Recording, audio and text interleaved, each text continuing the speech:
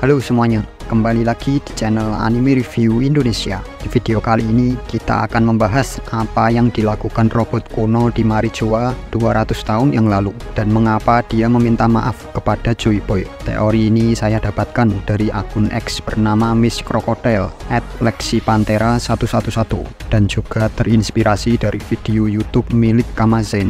Terima kasih kepada mereka berdua dan timnya. Saya akan membantu menerjemahkan dan membagikannya di sini. Sebelum memulai teorinya, kita akan membahas semua petunjuk yang diberikan Oda di chapter-chapter sebelumnya. Dalam chapter 1067, Vegapunk berbicara tentang sejarah robot kuno ini, mengatakan bahwa dia menyerang Marijoa 200 tahun yang lalu. Alasan dan tujuannya tidak diketahui, tapi energinya habis sebelum menimbulkan kekacauan. Ini awal kebingungan kami. Lalu Oda membuat Robin mengatakan 200 tahun yang lalu adalah saat munculnya gerakan hak-hak manusia ikan. Itu berarti dia ingin memberitahu kita bahwa robot itu ada di sana karena masalah ini. Vegapunk berkata tidak ada yang tahu dari mana dia berasal atau apa yang dia coba lakukan. Artinya dia disembunyikan dari pandangan pemerintahan dunia selama berabad-abad dan kemudian terungkap 200 tahun yang lalu karena peristiwa tersebut. Lalu apa yang menghubungkan dia dengan manusia ikan? Biar lebih paham, mari kita lihat foreshadow yang Oda gunakan untuk menghubungkan antara Kuma dan robot kuno ini. Mengetahui bahwa setiap foreshadow menggunakan dua karakter, berarti Oda ingin memberi petunjuk bahwa mereka memiliki kesamaan dalam perilaku. Dalam chapter 1067, Franky berkata, apakah dia melewati Redland? Lalu dijawab oleh Shaka, ya, kemungkinan besar. Kemudian di chapter 1072, kita melihat Kuma memanjat Redland untuk mencapai Marijoa. Foreshadow ini berarti kesamaan tindakan mereka, artinya robot datang terbang, lalu memanjat Redland seperti yang dilakukan Kuma. Karena Kuma kehilangan dirinya dan kesadarannya, Akainu menyamakannya dengan spesifikasi robot atau boneka. Ini berarti bahwa tindakan apapun yang dilakukan Kuma terkait dengan robot tersebut. Di sini fokusnya pada chapter 1092 saat Kuma sampai di Marijoa. Di cover story tertulis Jinbei berenang dengan bantuan remora besar dan judul chapternya adalah Tiran Kuma mengamuk di Tanah Suci. Di sini Kuma mewakili robot kuno, sedangkan cover story terhubung dengan manusia ikan. Jadi robot itu pasti ada hubungannya dengan kejadian ini. Mitologi Tiongkok mengatakan bahwa remora dapat memprediksi badai dan bahaya yang akan terjadi. Jadi bagaimana jika Jinbei mewakili manusia ikan, Remora mewakili prediksi bahaya yang akan terjadi, dan Kuma yang datang ke Marijoa mewakili robot? Karena robot tersebut menyerang Marijoa, itu berarti dia merasakan bahaya di sekitar manusia ikan. Apakah robot tersebut ditugaskan untuk melindungi manusia ikan selama 800 tahun hingga ramalan yang dibicarakan oleh Joy Boy akan terpenuhi? Namun dia gagal dalam misinya 200 tahun yang lalu, dan itukah alasan dia meminta maaf?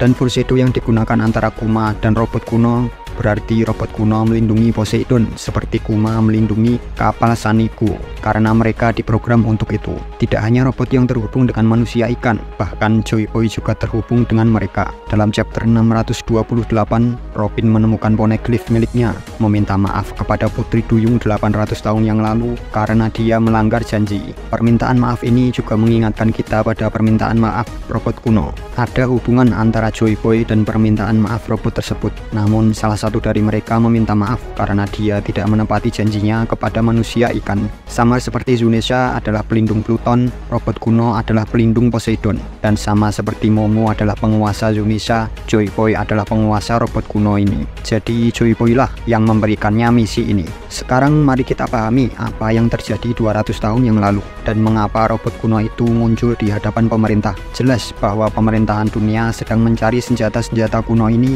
untuk dieksploitasi untuk hal-hal negatif. Oleh karena itu, Pluton dilindungi oleh Zunisha yang merupakan satu-satunya yang dapat menghancurkan tembok besar dan kokoh tempat batu poneglyph dibuat itu. Lokasi Uranus tidak diketahui, tapi kami yakin itu ada di tangan pemerintahan dunia yang salinannya mereka uji di Lulusia. Atau mungkin mereka hanya memiliki blueprint senjatanya dan bukan senjata itu sendiri, karena blueprint Pluton ada di Franky dan Iceberg. Sedangkan untuk senjata Poseidon yang lahir setiap 100 tahun sekali tidak memiliki pelindung khusus. Choi Pui mengetahui bahwa jika dia tidak ada, musuh akan memanfaatkan keadaan tersebut dan merebut senjata yang tidak terlindungi tersebut, terutama di luar laut. Maka dari itu, ia menugaskan robot tersebut untuk melindungi dia. Kita melihat bagaimana Ratu Otohime berusaha membangun hubungan antara manusia dan manusia ikan. Dia mendorong mereka untuk melupakan masa lalu yang menyakitkan dan bersikap terbuka, membangun masa depan tentang cinta dan harmoni,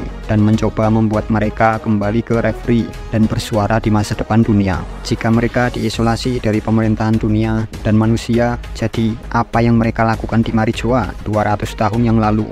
Artinya mereka sudah lama menghadiri referee dan kemudian berhenti bertahun-tahun sampai Otohime memulihkan hubungan dengan mereka. Mungkin ada wanita seperti Otohime sejak 200 tahun yang lalu yang menghubungkan pemerintahan dengan manusia ikan, dan kemudian mereka menghadiri referee pertama mereka, tetapi sesuatu yang buruk terjadi dan membuat robot kuno bergerak. Poseidon adalah senjata kuno yang penting bagi Imo. Shirahoshi termasuk di antara 3 gambar penting dan dipotong dengan pedang karena kebencian terhadapnya. Mungkinkah dia berhasil menculik mantan putri itu 200 tahun yang lalu?